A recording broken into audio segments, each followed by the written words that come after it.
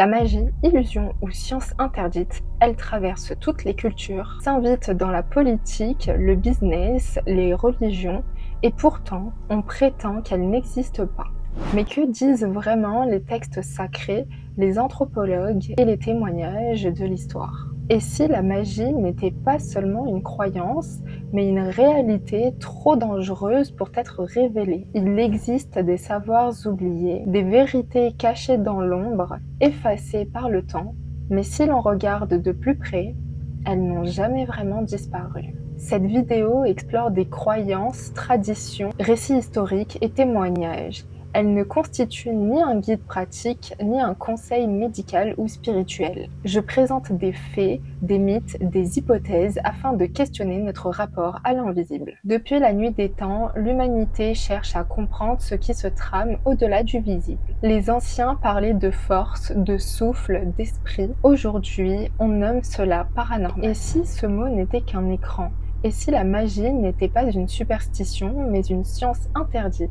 Pour aborder la magie, il faut accepter, ne serait-ce qu'un instant, de ne pas avoir un esprit uniquement cartésien. Cartésien ne veut pas dire fermé, mais sans ouverture. On passe à côté d'un pan entier de l'expérience humaine. L'intuition, le symbole, le rituel, l'invisible. Le paranormal n'est pas l'anti-raison. C'est le territoire où la raison n'a pas encore posé tous ses mots. L'anthropologie l'affirme, la sorcellerie est présente partout. L'anthropologue Dossin y voit un invariant culturel. Toutes les sociétés, de l'Amazonie au royaume d'Europe, parlent de maléfices, de protection et de guérison par l'énergie. Les sources humaines de la sorcellerie sont la rancune, la jalousie, le ressentiment et la rivalité. Ce sont des émotions explosives qui, transposées en rituels, deviennent des vecteurs de malédiction. Chaque continent a une perception différente de la magie. En Afrique, on va retrouver la guérison, le pouvoir des fétiches et la protection. En Europe, on retrouve les maléfices, les procédés de sorcellerie et l'occultisme. En Asie, on retrouve l'alchimie interne et le taoïsme. Et en Amérique, on retrouve le chamanisme et les dialogues avec les experts. Le Bénin est le berceau de la pratique magique. Le vaudou irrigue la société. Des rumeurs persistent autour de l'ancien président du Bénin, Mathieu Kérékou. Il aurait eu un sorcier accrédité et aussi une baguette magique. Qu'on y croit ou non, ces récits montrent l'imbrication du sacré et du pouvoir. La magie ne se cantonne pas au pouvoir et au temps. Elle s'insinue dans la politique, le business et les jeux d'influence. En Afrique de l'Ouest, marabouts et féticheurs se sont consultés pour des élections, des contrats, des protections. Des loges et cercles ésotériques en Europe, tels que Golden Dawn, Skull and Bones et d'autres, nourrissent l'imaginaire d'une élite initiée. Et la dynastie Rothschild en est un parfait exemple. Ces récits relèvent du mythe moderne plus que du fait établi. Mais il y a de nombreuses idées persistantes. Qu'il s'agisse de rumeurs ou de réalités cachées, l'idée est la même. L'invisible serait un outil d'influence. Une magie moderne faite de symboles, de secrets et de confiance. Et la confiance dans la finance n'est pas la plus efficace des illusions. Malgré le fait que la magie soit rattachée à l'Afrique, elle est bien vivante en Occident. Toutes les traditions distinguent des niveaux. Le sorcier a une force faible et doit s'appuyer sur la nature, les plantes, les poisons, les objets supports, les poupées, etc. Et il manipule le bas astral. Ensuite, on retrouve le magicien. Il est au niveau supérieur, il a recours à des outils, des autels, des baguettes et des coupelles pour réaliser ses longs rituels. Et ensuite, vous avez le mage qui est tout au sommet, il n'a plus besoin d'artifice, il manifeste ses désirs. En Occident, les courants les plus répandus au niveau de la magie et de la sorcellerie, ce sont le paganisme et le Wicca. Le Wicca prend source en Angleterre et aux États-Unis. C'est un mouvement néo-païen avec une croyance en une force supérieure qui se manifeste en deux polarités, féminin, masculin. Certains relient symboliquement ces polarités à Isis, Osiris, Éliti et Lucifer. Lucifer non pas au sens chrétien, mais au sens de porteur de lumière des traditions gréco-latines. Ce n'est pas l'entité qui fait la magie noire, mais c'est l'intention qui polarise l'acte. Lors des rituels, on retrouve souvent les mêmes symboles et objets, que ce soit le pentagramme, mais aussi l'orientation et les intentions, les jours, les outils, les couleurs. Chaque entité possède ses affinités. Là où il y a pouvoir, il y a risque. Peut-on tuer par magie? Les récits évoquent des malédictions lentes comme un poison énergétique menant à l'accident, à la maladie. Pour les désenvoûtements, beaucoup insistent sur l'idée qu'il faut renvoyer l'attaque pour équilibrer. Retirer le sort sans le renvoyer serait l'inviter à revenir plus fort. Ensuite, on retrouve des objets supports tels que des poupées, qu'on appelle des dajids, le papier, des talismans. Parfois, l'esprit maléfique qui possède un corps peut le tuer en le quittant. En ce qui concerne les écoles et les transmissions, on parle d'écoles de sorcellerie dans le sud de la France, vers Toulon, où il est nécessaire de 3 à 6 ans de formation pour être compétent et acquérir tous les acquis de la magie. On va y retrouver des cours sur comment créer sa propre baguette magique qui a pour but de diriger, d'aider le magicien à contrôler son énergie, sa magie. Les vrais grimoires seraient cachés et protégés par des entités et des groupes fermés, auxquels les profanes n'y auraient pas droit d'accès. Aujourd'hui, la magie est devenue commune, notamment sur les réseaux sociaux. C'est un fléau pour la sorcellerie du débutant, où on retrouve beaucoup de personnes, notamment sur TikTok, partager des recettes, des potions magiques, des rituels. Il y a une absence de cadre et de protection, où on fait croire à tout le monde qu'on peut développer des facultés psychiques. Ce n'est pas toujours nous qui choisissons la magie, souvent c'est elle qui nous choisit.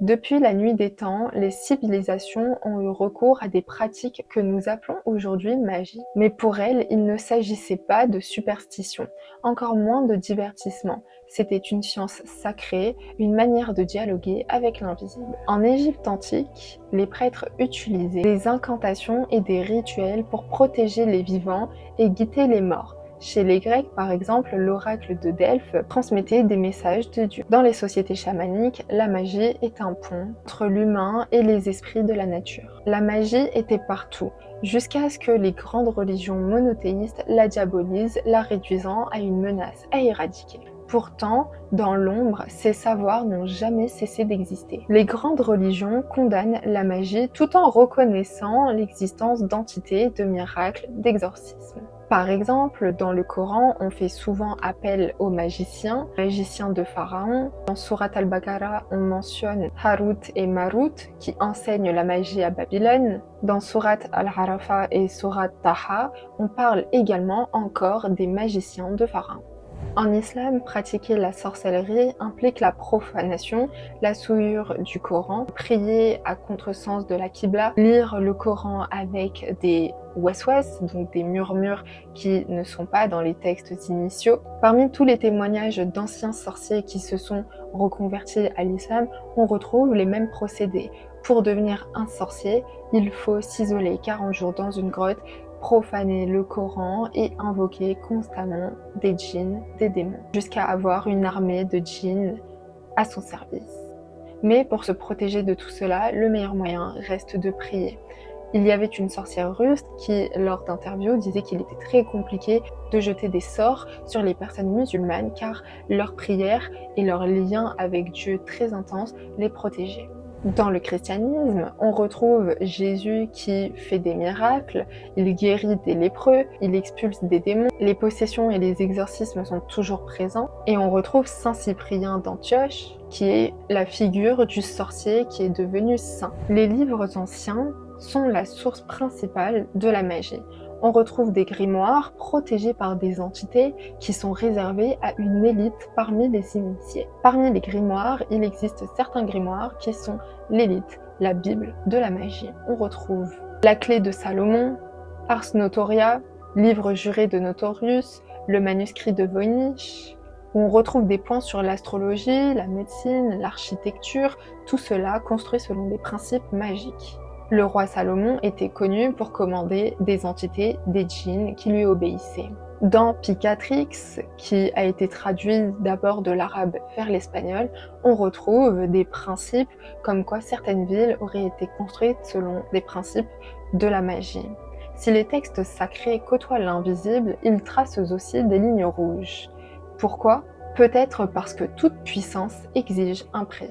Aujourd'hui, si l'on peut rapprocher la magie à quelque chose de sensé, c'est au magnétisme. Le magnétisme n'est pas une invention moderne, il trouve ses racines dans l'Égypte antique. Les prêtres et médecins utilisaient des pierres, des cristaux et surtout l'imposition des mains pour rééquilibrer le cas.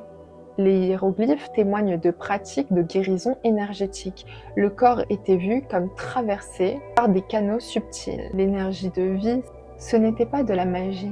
Pour les Égyptiens, il ne s'agissait pas de magie, mais d'une science sacrée. Le corps et l'esprit étaient traversés par une force invisible que seuls certains aiguisés savaient utiliser. En Inde, on appelle ça le prana. En Chine, le ki. En Grèce, le pneuma. Au XVIIIe siècle, Franz Anton Mesmer redonne vie à ses savoirs oubliés avec son magnétisme animal. Ses patients magnétiques faisaient parler de ses travaux dans toute l'Europe, mais il fut rejeté par la médecine officielle, accusé de charlatisme. Pourtant, il imposait les bases de l'hypnose moderne et ses travaux ont été la base de travaux futurs. Dans les années 1960, l'URSS mène une expérience sur la télékinésie. Ils ont mené une expérience, celle de Nina Kulagina. Dans une pièce sombre à Moscou, elle est assise seule dans une salle. Devant elle, il y a une petite boîte métallique. Elle ferme les yeux et respire profondément. Elle fixe la boîte et lentement, très lentement, celle-ci bouge de quelques centimètres. Un murmure parcourt la salle. Certains crient au trucage, d'autres parlent de télékinésie. Mais tous savent qu'il y a quelque chose qui les dépasse, que les scientifiques n'arrivent pas à tout cerner et n'arrivent pas à tout comprendre, surtout en ce qui concerne le sujet de l'énergie. Mais pourquoi aujourd'hui, en 2025, nous avons perdu ces savoirs-là et ces capacités-là? Hier, nous vivions dans le silence, dans les rituels, dans la tradition, tandis qu'aujourd'hui, nous vivons dans le bruit, les notifications et la vitesse. Nous sommes coupés de cette source intérieure. Peut-être que le pouvoir n'a pas disparu, peut-être qu'il dort en nous. Si ces savoirs anciens résonnent encore, ils renaissent sous forme de fiction. Les Jedi, par exemple, utilisent la force, écho au ki et au prana, X-Men dotés de pouvoirs psychiques ou magnétiques, les super-héros Marvel et de ceux qui guérissent, déplacent les objets et canalisent l'énergie, ne sont que des versions modernes de ces légendes anciennes. Et si ces fictions n'étaient pas de simples inventions, mais des souvenirs inconscients que nous avons oubliés? Aujourd'hui, ces savoirs reviennent timidement. Des hôpitaux en Europe autorisent déjà des magnétiseurs pour accompagner des patients brûlés ou en soins palliatifs. Le Reiki et d'autres thérapies sont désormais proposées comme soins complémentaires. Des chercheurs en physique quantique explorent la possibilité que la conscience influence la matière, avec l'expérience de la double fente et les travaux de Masaru Emoto sur l'eau. Nous redécouvrons peu à peu ce que les anciens savaient déjà. L'homme est bien plus qu'un corps. Il est énergie, esprit, conscience. On peut se demander pourquoi est-ce que les religions monothéistes condamnent la magie. On pourrait croire que ces énergies étaient trop puissantes et que Dieu aurait imposé des règles strictes, comme quoi seuls les prophètes, Moïse, Jésus, Salomon, pouvaient utiliser ces forces divines sans corruption et sans destruction. Pourquoi est-ce que les anciennes bibliothèques, qui devaient sûrement regorger de ces grimoires qui détenaient des savoirs beaucoup plus puissants les uns que les autres, ont été détruites? Peut-être pour protéger l'humanité. Oubliez tout ce que vous croyez savoir. Le monde regorge de vérités cachées, de signes que peu perçoivent. Ouvrez votre esprit et regardez au-delà du visible. Merci.